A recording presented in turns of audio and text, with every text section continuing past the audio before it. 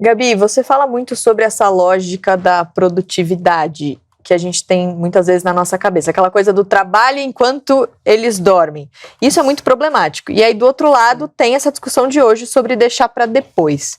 E isso está em choque o tempo inteiro. Como encontrar o equilíbrio? Você tenta fazer isso? É um desafio para você? Claro, acho que é um desafio para todo mundo, né? Enfim, somos todos atingidos por essa lógica de produtividade absoluta, incessante, incansável, e a gente precisa encontrar o nosso ideal. E aí isso passa por diversas coisas. Você precisa se conhecer para saber quando você produz melhor. Você precisa se conhecer para saber qual é o tempo que você consegue ficar absolutamente focado numa tarefa, quanto que funciona para você de intervalo. É claro que você tem métodos por aí que fazem trabalho durante X minutos e descansa um pouco menos, faz intervalos programados, mas o ideal é que você avalie como você se comporta para que você possa estabelecer o seu próprio método. Eu gosto muito de uma percepção da procrastinação que fala que o que a gente evita não é a tarefa. Então, é equivocado a gente pensar que a gente está exausto, e a exaustão pode ser um componente, mas que aí a gente acaba se tornando preguiçoso. O que a gente evita é o sentimento, a gente evita a sensação. E entre as sensações possíveis estão a ansiedade, o medo de frustração, enfim, o medo da exposição a partir da entrega daquele trabalho. Então, a gente precisa entender exatamente o que é que a gente está evitando, para que a gente consiga se comprometer e nem entre nessa lógica absurda do trabalho enquanto eles dormem, a menos que você durma num outro horário, aí na verdade você está só substituindo, né? Porque se você deixar de dormir absolutamente, a sua produtividade vai cair muitíssimo, e nem entrar num esquema em que você não consegue se comprometer com absolutamente nada, porque você não consegue fazer planos de longo prazo. Então essa coisa de evitar o sentimento negativo, no geral, é um sentimento associado à prática imediata daquele trabalho. Mas quando você pensa na satisfação futura, você vai encontrar uma recompensa.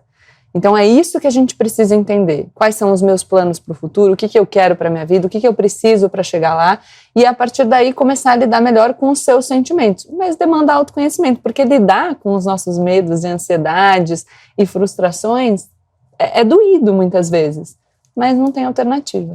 Esse artigo do New York Times, ele é bem interessante porque ele mostra muitas vezes como a gente vê a saúde mental sob dois extremos. Então tem a total depressão e o total retrato da saúde mental perfeita. E aí tem esse meio do caminho que eles falam que é o filho do meio da saúde mental, que pode ser muitas vezes negligenciado e que nesse momento a gente está vivendo esse languishing, esse vazio, e que muitas vezes pode ser, inclusive, um fator de risco maior para doenças mentais. Então, é importante prestar atenção nisso também, e que isso pode diminuir 3 vezes a chance de você diminuir o seu trabalho. Então, afeta a produtividade, é óbvio que afeta.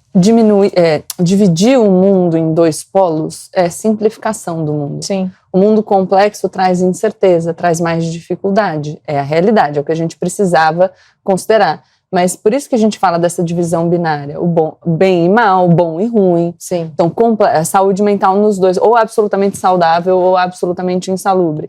A gente entender que existem tons de cinza entre todas as realidades, entre todos os opostos, é fundamental para que a gente compreenda as outras pessoas, o mundo e a gente mesmo. Só corrigindo, com 3 vezes mais chance de diminuir o trabalho, e eles lembram também nesse artigo como a pandemia afeta a produtividade com as pessoas em casa. Então a pessoa está ali trabalhando com interrupção o tempo inteiro, os filhos estão estudando de casa, então tudo isso afeta a nossa produtividade e faz de repente a gente deixar as coisas para depois.